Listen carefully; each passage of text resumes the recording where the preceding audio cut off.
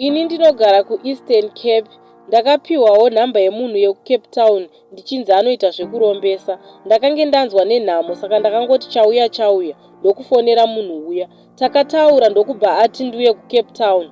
Ndakatengesa foni yangu ndokusara nekambudzi ndikakwira bhazi ndakananga kuKapa. Ndakasvika mubus station ndokuwana ndakamirirwa nevamwe bhodhi vaive neslim board. Ini ndaitarisira kuona kasekuru, so ndakatanga kuva nemadouts. Bhodhi vayo ndokuti ngatitsvagei pekugara titaure. Ndikati apa ndakutononyengwa hangu. Takafamba ndokupinda mutrain station ndokugara pabench namukoma vaya. Vedu weye ndakaudzwa zvekumusha medu zvisingazivikanwi nevekunze. Ndakaudzwa makuriro angu nemonemo ndichiudzwa mazita emhama dzakafa kare kare. Apedza ndokuzobvunza kuti wakundibhilivha here. Ini ndokuti hongu, nekuti zvakadai ndanga ndisati ndambosanganawo nazvo. Ndakazotsanangurirwa kuti kana ndichida mari isina ropa ndinofanira kurara navo kamwe chete na4 am. Asi ndisati ndazviita, ndine mishonga yesimbaradzo yandaifanira kugeza nekufukira tisati taita bonde. Since ndaive ndisitorina mari yekudzogeresa kubvuma kana kuramba zvaiva zvakangofanana. Ndakangoti as long bonde racho riri protected, I have nothing to lose. Ndakabvuma ndokubva taenda kumba kwavo kulocation rinonzi Mufuleni. Takasvika ndokupiwa mvura yekugeza nemimwe mishonga yaitosvora kana waisa mumvura. Ndakaratidzwa kwekugezera ndokuudzwa zvekudeketera ndichigeza.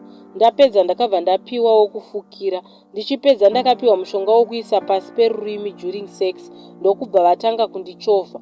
Vakatora dzinenge 30 minutes ndokupedza vakatitora kamushonga kawakaisa pasi perurimi ugumise pasikarudzi yako. Ndichingogumisa kamuti kaya handina kuzombokaona kakangodhisapiya. Ndakanzi pese paucharara nemurume uchaona mari mumba mako, asi usafa wakaitira bonde mumba mako, uye munhu wandaita naye bonde haafanire kundiona panguva dzandinoenda kumwedzi, chero zvidii. Ini ndokuti patsvene.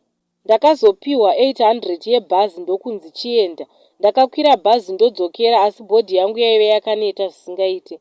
Ndakasvika mumba ndokuita zvandainge ndaudzwa nemishonga yandakapiwa ndokurara. Ndakarara for almost 6 hours ndokuzomuka ndichiona ndakarara pamusoro pema200 rands manyowani.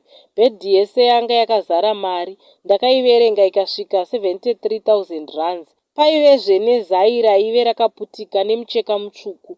Ndakafonera sekuru vaya ndokubva vatitora 20,000 rands nezai riya unoisa parukova panoerera mvura. Long story short, wese wandaiita naye bonde haaburuki, anotora 2 hours chaidzo. And ndichisvika kumba ndowana imba yese yakazara nemari. Ndakatenga 2 mastand kuno akatopera kuvakwa. Apa ndine mota nemataxi. Dambudziko mbereko haichabata vedu way. Handina kana mwana. I've been trying to fall pregnant nemunhu wandinofambidzana naye asi zvaramba. Zvino ndaakudawo rubatsiro hama dzangu.